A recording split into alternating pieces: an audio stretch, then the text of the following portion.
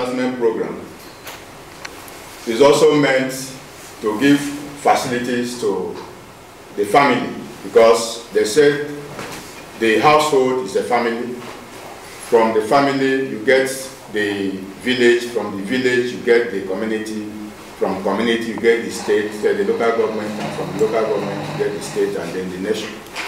So the then military government felt that there's need for us to have family economic advancement program tailored towards reaching the unreached in terms of credit facilities. Then there's the National Poverty Eradication Program. This has 4 arms. One is the Youth Empowerment Scheme, which involves youths. It gives them credit after a mandatory apprenticeship on a certain trade of your choice, be it agri, be it fabrication, be it anything. Then there's the Rural Infrastructure Scheme, where you, if you're interested in having, there's this Indian-made motorcycle that is built up. So if you're interested in that, instead of using motorcycle to do commercial business, you are given that type.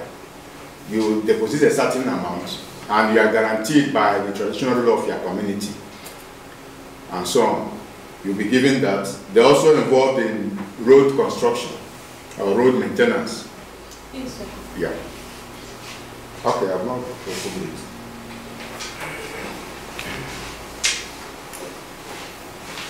Then there is the Social Welfare Services Scheme.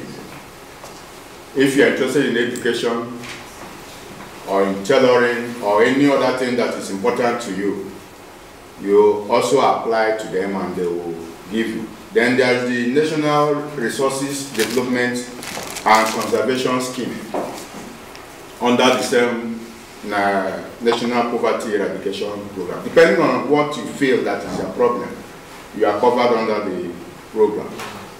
Then microfinance program.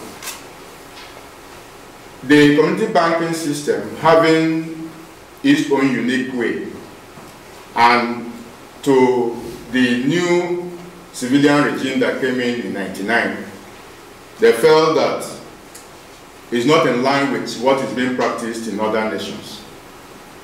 What is generally known is microfinance. So they now established in 2005 what is called the microfinance program, which now made it mandatory for the former community banks to change over to microfinance banks. But this time around, instead of using a small capital base, because by the time I left, the capital base of the community banks was about 5 million. That was about 2001.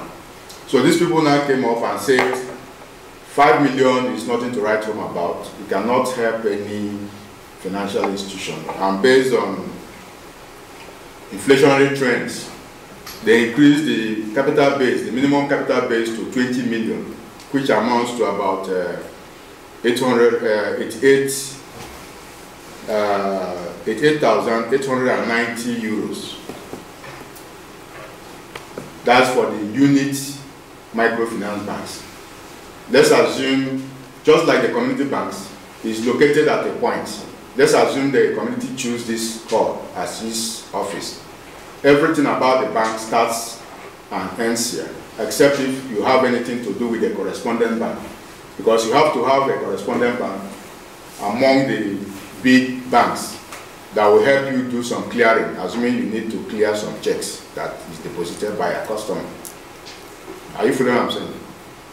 The unit banks are linked up to the conventional commercial banks, which are now called universal banks, because they have gone beyond ordinary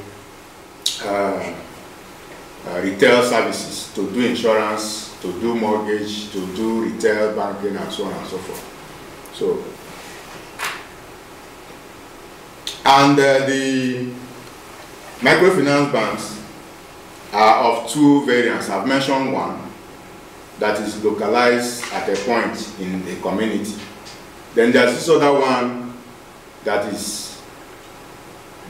whose capital base is 1 billion, which is about 444,500 euros. That one has a wider spread. You can have more than 10 of them in a state. It has to have a wider spread in the state, not beyond the state. They're also linked up to a correspondent bank that also help them to clear their checks. Then there is the presidential initiatives on cassava, rice, cocoa, and oil palm. Cassava has become the poor man's golden egg, because the government has been trying in its own way to encourage value addition among the operators in the rural areas. But unfortunately, the rural members of the communities cannot take this advantage because they lack the finances to actualize it.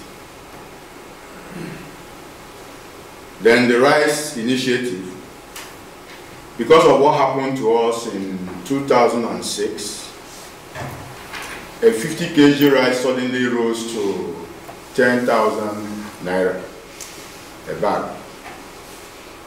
Sorry, to 15,000. So the government had to invest about 80 billion to import rice within that period to stabilize the price. The government decided to, It rose from which level to? It rose from between 5,000, 6,000 to 15,000 naira. That was in 2006. So the government had to take some preemptive measure by importing rice worth 80 billion then to help stabilize the system. Then cocoa initiative. Cocoa used to be cocoa and oil palm used to be the main foreign exchange earners for southern Nigeria. For the east is palm oil, for the west is cocoa. And these plants have overgrown their usefulness.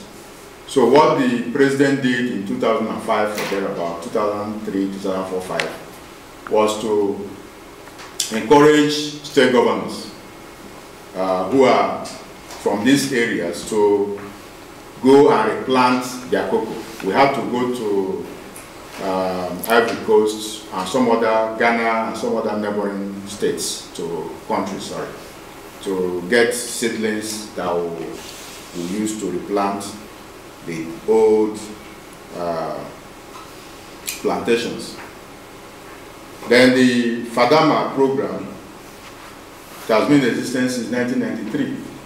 Fadama is a Hausa word for beside the river. The thing came into place in 1993 to help in dry season planting. And this has been taken by almost all the states. Currently, by late 2008, it entered its third phase. And most states are queuing into it. It also needs, goes into any aspect of rural development, the group, because you must have to form a group before you can benefit from it. It's usually called the Fadama Community Association. You have to form what is called Fadama Community Association. You approach the Fadama group, tell them what your major problem is, and they now know how they can work with your community to actualize that need. Be it farm, business, be it construction of roads, be it establishment of a mill or a processing mill or whatever. you have to do it as a group and go to them. Then there's element of counterpart funding from the community before you can benefit. There was also the root and tuber expansion program initiated in